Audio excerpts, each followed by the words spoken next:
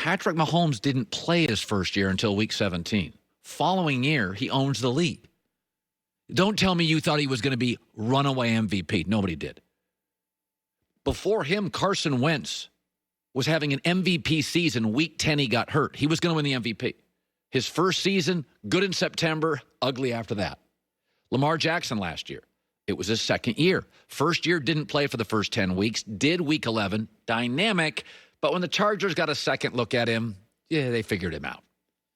So 3 straight quarterbacks had bumpy, didn't play, played poorly, hot and cold, kind of marginalized, and then explode. Meaning, give these kids a second chance, a second opportunity, some confidence. They can watch their film. They get a little bit of a preseason. And so there are 6 quarterbacks that fall into this category. It is their second year. And before you roll your eyes, Kyler Murray, Daniel Jones, Dwayne Haskins, Drew Lock, Jarrett Stidham, and Gardner Minshew. Some of them put up pretty good numbers. Gardner Minshew, 21 TDs, 6 picks. That's pretty good. Kyler Murray, 20 TDs, 12 picks. Did you know that Daniel Jones, 24 TDs, 12 picks? These guys are completing over 60% of their throws. They all appear as a pure pocket passer to be better than Lamar. They're all getting more snaps than Patrick Mahomes. And frankly, they don't appear to get hurt much like Carson Wentz. If I had to bet today, who would I bet pops this year and either wins the MVP or is in the running for it? So let me start eliminating people. I'm going to eliminate Gardner Minshew. This is a team award. Let's be honest, the Jags are tanking. I do think he's undervalued as a player. Gardner Minshew, I think, is more talented than Case Keenum, less of an arm than Baker Mayfield, but shares some of the same qualities. So I would get rid of Gardner Minshew. I would also get rid of Jarrett Stidham. New England has a conservative system. New England's system's not built for the quarterback. The division's tougher. And frankly, he's got no weapons and no veteran tight end. I think it's asking way too much for Jarrett Stidham with few snaps to walk into a tougher division, Buffalo's defense, Jets defense, and Brian Flores of Miami's a defensive coach, and to rack up big numbers. I'll now eliminate Dwayne Haskins. First of all, the Redskins are turning over their roster and have an entirely new staff. I worry about maturity issues. He frankly just didn't play enough in college. I think it's a grow year, not an explode year. And I do think at some point in this season, Washington will make a decision on him. He's a big, strong kid who can throw accurately. I'm hopeful.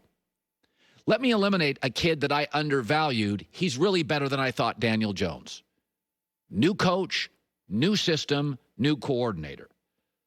Also, think he doesn't have nearly the support that Dak and Dallas do in the roster or Wentz in Philadelphia does. I think they have the 3rd best roster.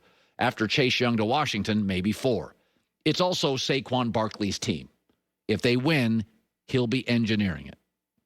But I do think he's better than I thought. I don't see an MVP in his future. It comes down to Kyler Murray and Drew Lock. I'm going to eliminate Kyler Murray. It's a team award. The division's ridiculous.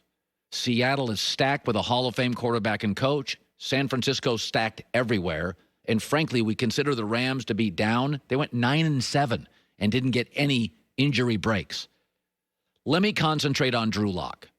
Most of you didn't watch him because Denver was bad early. He started 5 games. He won 4. He had over a 2-to-1 touchdown ratio, that with a bad left tackle. He completed 64% of his throws. And here's what I like.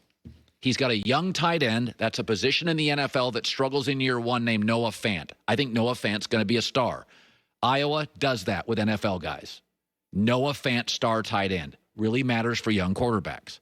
He also has a great young receiver that you don't know much about from SMU named Cortland Sutton. He had a great first year, 1,100 yards. They drafted 2 wide receivers to support him. One of them, my favorite in the draft, Jerry Jeudy. They also, by adding Melvin Gordon, have 2 borderline Pro Bowl level running backs. They went out during the offseason, made their defense better, and I don't even worry about that with Vic Fangio. Bradley Chubb comes back off an injury, Jarrell Casey and A.J. Bouye. And although the division has the Kansas City Chiefs, what do we really know about Tyrod Taylor, Anthony Lynn, and the Chargers going forward? They may make a quarterback change if Justin Herbert blows them away midseason. And Oakland/Vegas, you don't win 8, 9, 10 games when you change cities. It just doesn't work that way, and they still can't stop anybody. My guess is Drew Lock is going to explode for Denver this year. A young star tight end, a young star receiver, 2 receivers in the draft. I don't love their left tackle situation. Bradley Chubb back, a division in which they can win double digits. They can beat Kansas City at home, and a kid who got very, very little attention last year because, like a Mahomes, he just didn't play much but won 4 of 5. I'm going to bet on Drew Lock.